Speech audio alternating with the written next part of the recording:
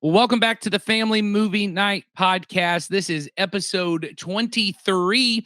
And in light of the fact that today we are talking cartoons, I wanted to ask my wonderful co-host here, if you had to be in the car for a cross-country road trip with any famous cartoon character, who would you want in the car with you? Who would you absolutely not want in the car with you? So, Donnie Dorsey, who do you have? Who would be the best person for you to have in the car with you? Famous cartoon character.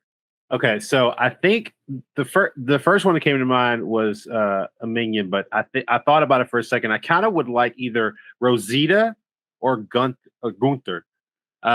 You want a Minion in the car with you? Well, I thought about it at first, but I changed my mind because okay. I don't know if I would understand what was going on. I'd just be getting like frustrated. They'd be tearing things up.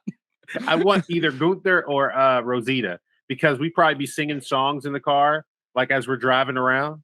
We have a good old time, like just going. All right, Gunther and Rosita from what? Oh, from Sing. My bad. Yes, that's what I was about to say. I want to make sure we're all okay. And who do you not want in the car with you?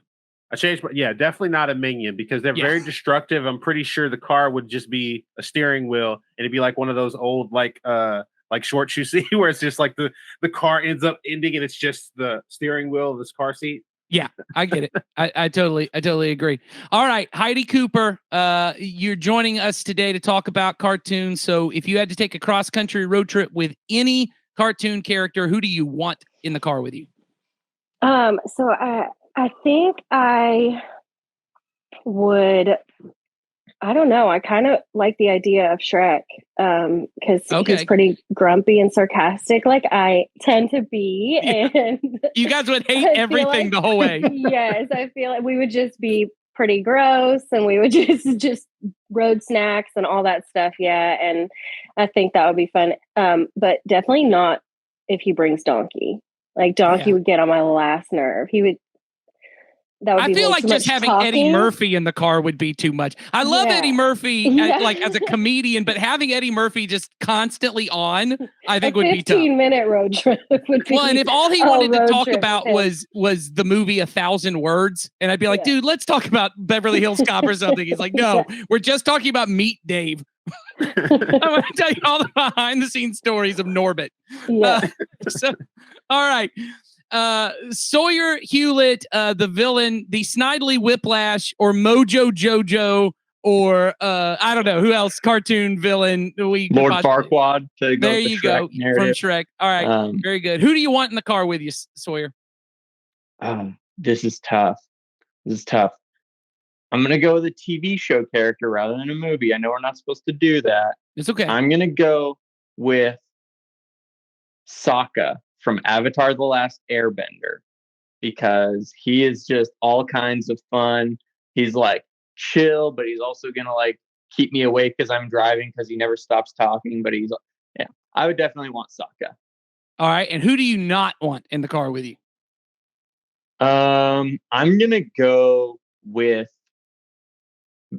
basically anyone from a Disney princess movie because. Like, I think about Sleeping Beauty. She's going to be useless because she's sleeping. Pretty much the same with Snow White. I think about, like, all the 7 dwarves. At the top of the list, though, at the tip-top of the list is any generic Prince Charming across any of those movies. They are the most one-note people, thoroughly uninteresting. No good conversation will be had with them. Yeah. I think it's a good choice. All right, they probably just try to kiss you the whole time, Sawyer. Yeah, weird, probably right? super weird. It's just my one function. It's all they know how to do. Does this help us get to California? I don't know.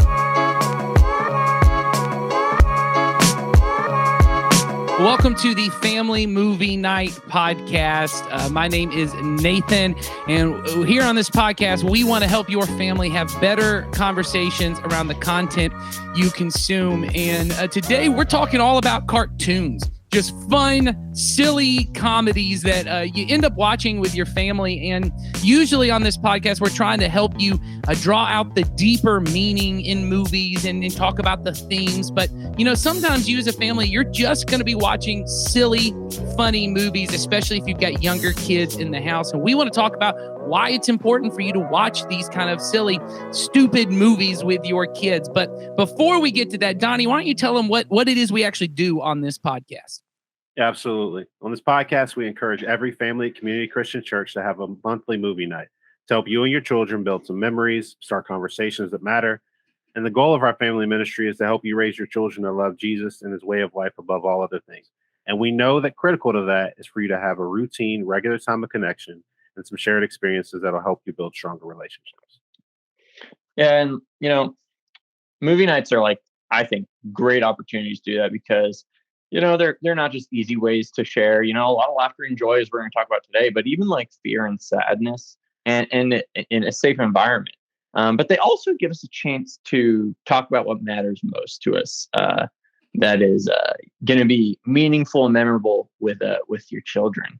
And on this podcast, we want to not only recommend some movies that you could watch on your monthly movie night, but give you some ideas of meaningful conversations you could have with your children during or even after the movie ends. And as always, the point of this podcast is not to add one more thing to your list as a parent that you feel guilty about not doing. We just want to make it easier for you and your kids to enjoy being together so that you can build memories and have conversations that matter. And throughout our conversation today, remember that we just want to have fun and help you think through simple and easy ways to share your love of Jesus with your kids. And we want to hear from you. So in the description, you'll see a link to a form called What We're Missing. And if you have a movie you want us to cover, if today when we're talking about cartoons, there's a movie that comes to mind, you go, oh, they should talk about this. Go to that form, put in the description, tell us, hey, talk about this movie. Or if there's something we've talked about in the past and you think we missed something that we should have been talking about, or you think we just got it wrong and you want to send that in, or you just got a comment, you got a question, you want something you want us to talk about on the podcast, let us know. We want to know who's out there, how we can serve you better. So make sure you fill out that form.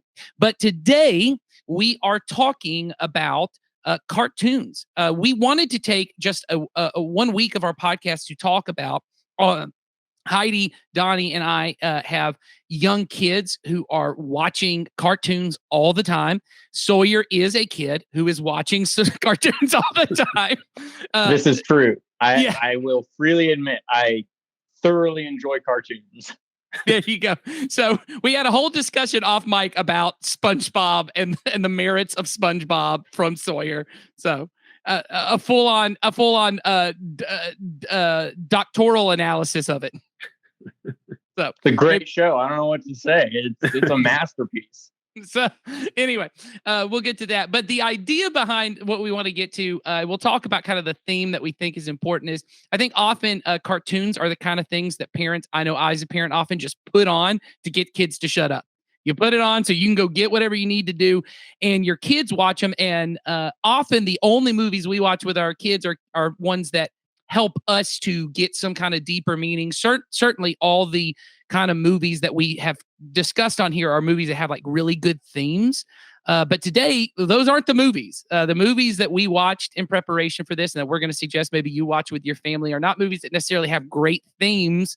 They're just fun and they're funny. And so, Donnie, why don't you tell some parents here a movie you watch that you think would be good for them to watch with their kids just to have a good time? Yeah, I watched Despicable Me, and I love it because I love the physical comedy of it. It's the facial expressions, it's the bumping into stuff, it's the just the little nuance of things where it's stuff that could happen. A good example is his spacesuit had got turned pink in the washing machine because he had all this stuff, and we know that can happen. That moment where you're like, my spacesuit always turns pink. I mean, if you don't have a spacesuit, you're not preparing for the next generation. That's right. Donnie Elon Musk Dorsey. That's right. I'm gonna be in the car next time instead of just that random space person thing. Well, and Despicable Me is a movie that it came out before I had kids, and I was like, ugh, this movie. But now that I have kids, my kids love it, and it's a lot of fun to watch. They love the Minions who drive me nuts. They just love it, man. And it's fun, and it makes me laugh and have a good time just watching them, how much they enjoy it. So totally agree on Despicable Me. Heidi, what movie did you watch this time and you think the parents would enjoy with their kids? So my all-time favorite cartoon movie, which is Sing. I love singing. I love all the singing and all the musical contributions by these celebrities. It's like, there's artists, but there's just also really cool actors and stuff that do singing, and they're really good. But yeah, I just think it's so funny, and it just like the different impersonations, like when they're doing, everybody loves the American Idol, like bloopers or whatever, like the auditions.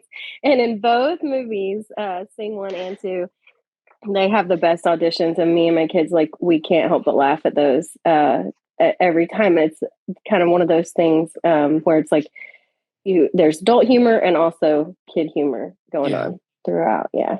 Well, we'll go ahead and put a warning on this episode. If you watch this or Trolls or any other movie with your kids, you're gonna have to listen to that music on repeat. Yeah, for sure. Kids love music, so it's just Sing 2. That album is really good. So I was about to say, I will throw that out. The Sing franchise has like exceptional music, in large part because it's a lot of covers, but like it's fun. It's a lot of fun to listen to. Yeah, 100%. All right. Well, Sawyer, as the villain of the podcast, what dastardly cartoon are we in for here that you're bringing to the table? So I don't know what you watched, Nathan, but I'm gonna go out on a limb and say I might have watched the most like adult movie here, and I watched Shrek. Sure. Yeah. I guess that's the most adult. I love this movie. It is. You're gonna say like irreverent. Wolf of Wall Street. No. What you mean by the most adult movie? Apocalypse Now. Step Brothers for this. Yeah. I watched Step Brothers for this family comedy podcast. Yeah. No. All right. So tell us, what is it about Shrek? Shrek is now 21 years old. It came out in 2001? Yep. I saw this. This is one of my earliest theater experiences. We went and saw it because my dad loved SNL and stuff like that. So Mike Myers and Eddie Murphy movie. Yeah, let's go see it. And I didn't get, like, it has humor for the kids. And so I loved it then. It's a movie that ages so well though, because there's jokes for the adults too. And like, I promise you, similarly to like Toy Story, this is a movie that is for everyone. I love Shrek so much. Yeah, I think Shrek is one of those that even with the sequels, it probably diminishing returns with the sequels, but I think it still very much has a warm place in everyone's heart, even 21 years later. So I watched Shrek 2 is very good. Yeah. So I watched a movie that it was the very first movie I took my daughter to see in the theaters because it's like 82 minutes long. It is available on HBO Max. It is called Teen Titans Go to the Movies. And this is a movie that is based on the cartoon series Teen Titans Go, which is already kind of a parody of another cartoon series that came out called Teen Titans, which are basically all the sidekick characters, all the young characters from the DC universe. So like Robin is the leader of the Teen Titans, and there was a version of it that came out probably when Sawyer was a like elementary age kid, and it was kind of I loved that show. Right, it's kind of a very serious. It was just an actual kind of like Batman the Animated Series show. Well, then about 5 or 6 years later, they released this very silly SpongeBob-esque parody called Teen Titans Go, and the premise of this movie that came out in like 2018, I think, is that the Teen Titans Go are the only characters, only superheroes who are not getting a movie themselves. And Robin is furious that he won't get a movie. So he is going to, like, Alfred has a movie, the Batmobile has a movie, the utility belt has a movie, and Robin does not have a movie. And so he's so mad about it. And my kids love Teen Titans Go. They have watched this series. It's on Hulu and HBO Max. This is not a joke. I think they have watched it 7 times. There's like 200 something episodes. They have watched it over and over. It is always playing at my house at some point. It's a very cute show, but it's one of those that kind of just annoys me because there is no deeper meaning in this show. There's a whole long section just about short shorts and farts and all the kind of things little kids find funny. And I sat and watched this. My kids were so excited that Daddy was going to sit and watch this because they know how much I'm into comic books. So they will regularly come to me and be like, Daddy, is that true in the comic books that Cyborg thinks that Abraham Lincoln is a turkey? And I'm like, no, it's not. I don't know what you're talking about. What is this? But absolutely. It was a very fun time. If you've got young kids, certainly if you have kids that have seen Teen Titans Go, but I'd say even if they haven't, if they're just kind of aware of superheroes at all, which a lot of little kids are, this is a really fun movie. And it's like 85 minutes, maybe even shorter than that. Really funny, just a good time. So certainly you probably don't even need us to recommend movies because your kids have cartoons that they love. And these aren't like the Pixar cartoons where you're going to be crying at the end. They're just fun movies. They're just funny movies. And so here's the reason we wanted to talk about this is cartoons. And one of the things that cartoons help us to do is one, they help us to laugh with our kids. And it is important for us as parents who love Jesus and want our kids to love Jesus, that as when they're young, to help them understand that laughter, joy, silliness is from God. That God is, as Dallas Willard once said, he is the most joyful being in all of existence. You can never be more happy than God. And there is a way in which, and I'm very thankful for our church and the way our church does children's ministry, that it is not a very self-serious thing. And it's very fun and very lighthearted. And kids get to have a lot of good fun in what they do. But there's a way in which, as we grow, we tend to think of life as a very serious endeavor and a very tragic at times endeavor, and that God himself is very somber and serious. And we don't think of God as a God of laughter and a God of joy, but he is. Jesus' whole life was embodied by being the most joyful person. Jesus, people thought of him as a drunkard because he spent so much time at parties and he was so joyful and boisterous. They were thinking, well, okay, I think he might have had a few because, I mean, no one is this silly, right? We know children love Jesus. And I'll just tell you this, children do not love people who are not very silly, that not people who aren't their parents. The people that children go up to are the ones who are willing to play and to enter into their world of play and their imaginary world. And so God and what we see in Jesus, the God we see in Jesus is a God of laughter and joy. And so sometimes just watching a cartoon movie that's just supposed to be silly and there's no deeper meaning, and you just sit and laugh with your kids, even if you're just laughing at short shorts and farts. Like, yes, it feels a little silly and, oh, this is so crude, but that's what your kids are laughing about. And to be able just for your kids to see mom and dad like to laugh. And so we're going to have a little bit of a conversation about that. So Donnie, one thing that you mentioned when we were kind of talking about this before is the importance of laughter in bonding with your kids, silliness in bonding, and how as parents, we often, the way you had said it before, I loved it, is we tend to treat joy and happiness as a temporary thing and struggle and difficulty and sorrow as kind of a constant thing, but maybe it should be the other way around. Can you talk to that a little bit? Yeah, absolutely. I think, especially as a parent, like we tend to be a lot more stoic. Like we have the idea of we have to separate. We can't be too silly because then they won't take us seriously when it matters, or we can't be like too serious because we have to make sure they understand that certain things matter. But I think the biggest part, honestly, is that we do look at it a lot of times is when joy happens, we don't take the time to just enjoy it. Like we don't set ourselves in that moment. We go, one of many of the phrases that we hear going, enjoy this moment while you're this age because it's not going to get better. Like, or life is terrible after 10. It all peaks at 10. This is the best time of your life. And it's like, and as I've grown up, I've learned more and more that can't be further from the truth, because as you learn more about the world and the people around you and your interactions with people, joy is everywhere. Joy is always present. It's just not always on the forefront of our mind. We spend more time focusing on when will the bottom fall out? When will things go bad? And I think it's important to remind our kids, like, hey, look, you need to embrace joy as much as you embrace the sadness. We have to embrace them all. Like they're all emotions that help us to grow, and they're all things that are going to help us to grow closer to others, as well as, growing more like Jesus. Because yeah, Jesus he was full of joy, but he also had those moments where he grieved with people. It wasn't just a one-sided thing. And if we become very one-sided as, or teaching our kids in a way that is only showing that joy is, fleeting, and that pain is constant, and like sadness is constant, they will have a perception of the world as being just a constant struggle, and they get lost in that. And I think it's so important to be like, hey, look, when we sit down and watch this movie, it's not about the big story. I want to laugh out loud with you. I want to enter in this world with you.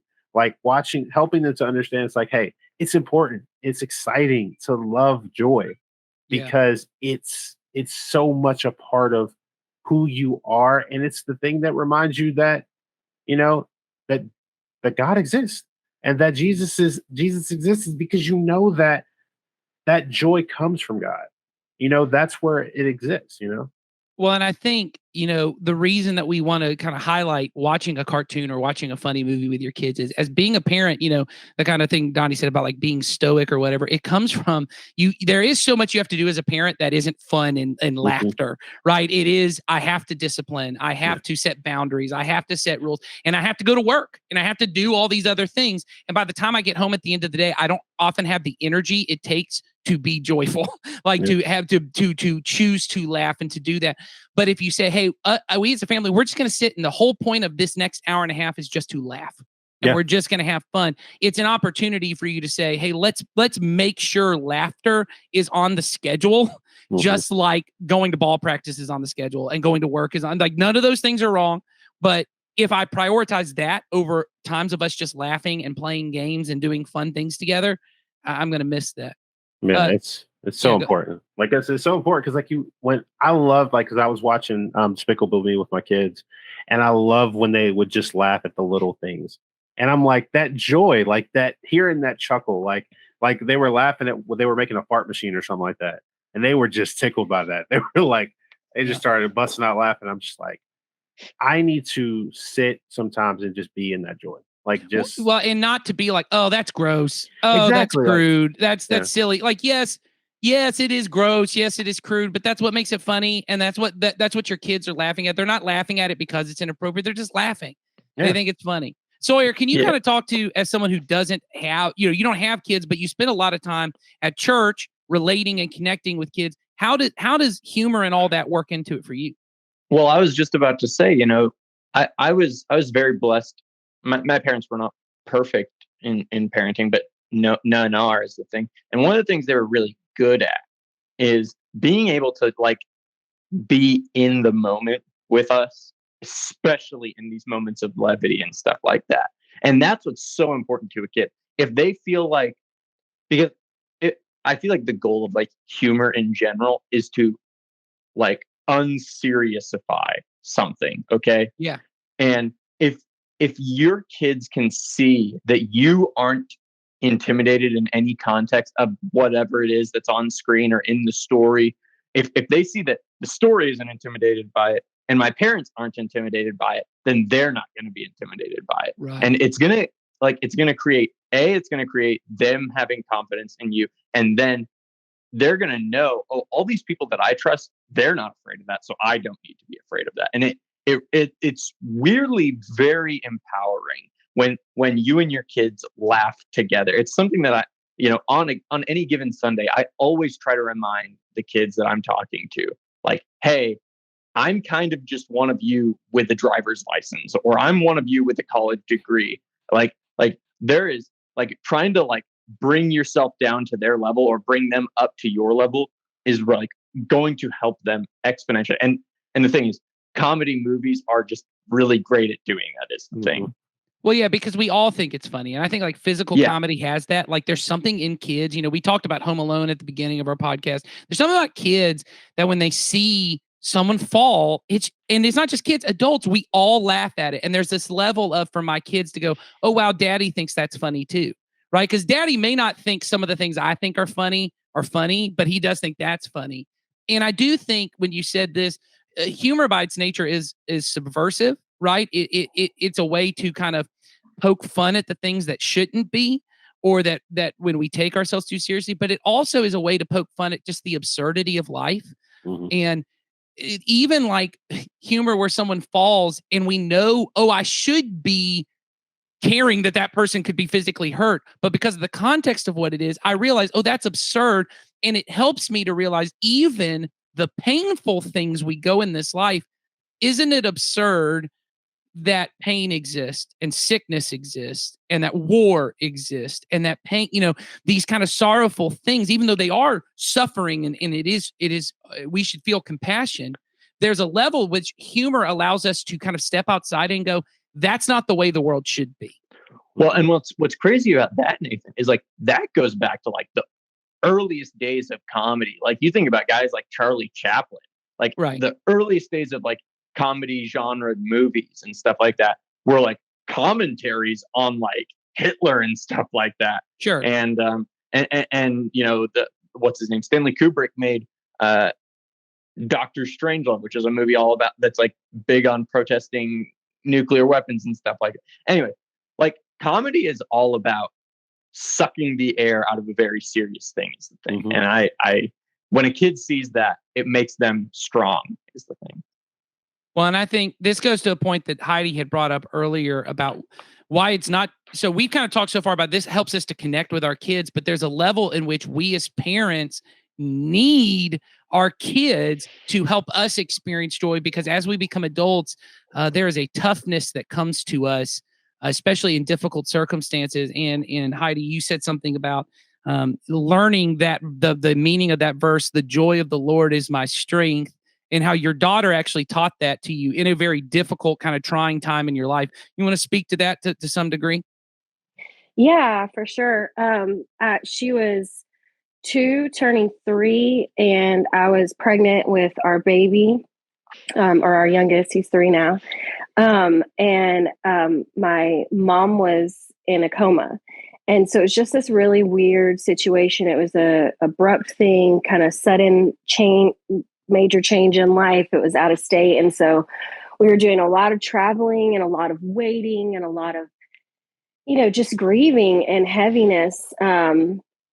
And things changed so fast. So my daughter, I was sharing with you guys, and I said this a lot during that time period, that if anybody else would have just been as jovial and nonchalant and, just not focused at all on what was going on in my life and approached me the way that she did in all our interactions, it would have almost been offensive to overlook this massive thing that I felt like, just took up all the space.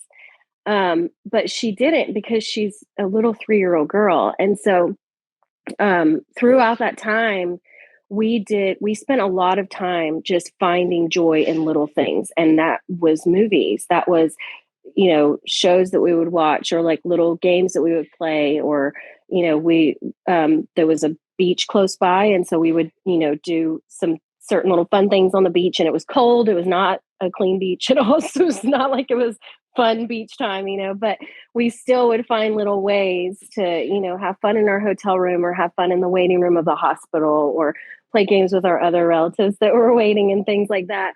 And that just really, it showed me kind of the meaning of that verse and how it can relate to our lives in these circumstances where things feel so heavy. And sometimes it feels like all we can do to just sit down and unplug in front of, and then before we know it, like our kids are laughing and we're laughing too. And that's, that verse, the joy of the Lord is my strength. There is, to me, the closest thing we can, that can encapsulate the joy of the Lord is our little children. And I feel like that's biblical. And so when this little 3-year-old is like dying laughing, like you said, at something so inappropriate, or so, like we shouldn't laugh when people fall, but some, cartoon character falls, and it's this really funny moment. And she's laughing so hard that she's like snorting or something like that. Like, it's impossible not to just get in it and just be present in the moment. And it is energizing, it's restorative. And so that was a really That was a really positively impactful thing for me because it was really easy for me to focus on the negative things at that time. But her joy, relating it to God's joy and how the Bible tells us that that is our source of strength, that really helped me to have a different perspective in those moments. Yeah. And so I just hope that this conversation helps you as a parent to realize, often we're going to talk about heavy things. Last week, we talked about the movie Just Mercy, and that was a very heavy conversation. And so sometimes I think I don't want anyone to take away from this that the kind of movies you have to watch with your kids are like, let's talk about a social problem. Let's talk about some really deep emotional thing. It is just as important for you to sit and laugh with your kids and have a good time. I think often about Dallas Willard talking about that Jesus, that God is the most joyful being in all existence. And he tells this story about this idea of, he said he went to South Africa one time and he went to the beaches that were near there. And he said, when I had seen the sunset coming up over the rise where the sea and the land opened up, he said, I stood in stunned silence and then slowly walked toward the waves. And he said, words cannot capture the view that confronted me. I saw space and light and texture and color and power that seemed hardly of this earth. And then he said this part, gradually there crept into my mind the realization that God sees this all the time. He sees it, experiences it, knows it from every possible point of view. This and billions of other scenes like and unlike it in this and billions of other worlds. Great tidal waves of joy must constantly wash through his being. It is perhaps strange to say, but suddenly I was extremely happy for God and thought I had some sense of what an infinitely joyous consciousness he is and of what it might have meant for him to look at his creation and find it very good. And then he goes on to explain this idea that, when you have a kid and you do something really funny, you play a game, you throw them in the air, what's the thing your kid says next is, do it again, do it again. And he talks about how that the older we get kind of bored with repetition. He says, but God paints every sunrise.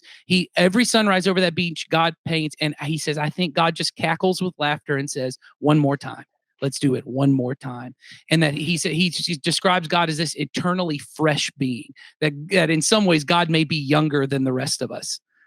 And that there is something about being with our children that we experience the joy of God.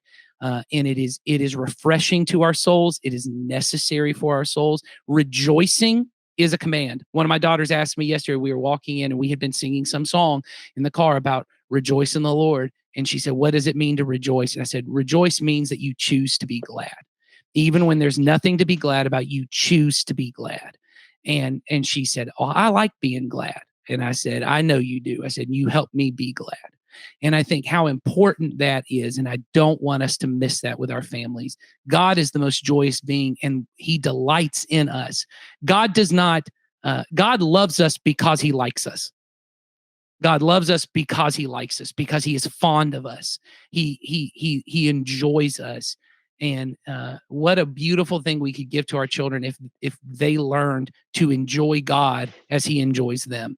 And so anyway, we hope these cartoons help you to do that, even if you have to laugh at short shorts. So we hope you guys have a great time watching this and teaching your children to love Jesus and his way of life even more. We'll see you next time.